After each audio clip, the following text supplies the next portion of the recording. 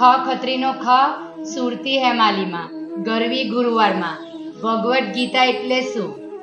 ભગવદ્ ગીતાનો અર્થ એ થાય કે ભગ એટલે ભગવાન, વડ એટલે બોલાયેલું અને ગીતા એટલે ગીત. એટલે ભગવદ્ ગીતાનો જે સામૂહિક અર્થ છે કે જે ભગવાન દ્વારા ગીત સ્વરૂપે કહેવાયેલું એવો થાય છે. ભગવદ્ ગીતા દ્વારા શ્રી કૃષ્ણ અર્જુનને જે ઉપદેશ આપે છે એ ખાલી વાંચવાથી એનો અર્થ પુરવાર થતો નથી, પરંતુ માનવી તેની અંદર રહેલા તત્વજ્ઞાનને સમજીને પોતાના પ્રશ્નો કેવી રીતે હલ કરવાના એનો પ્રયાસ કરે.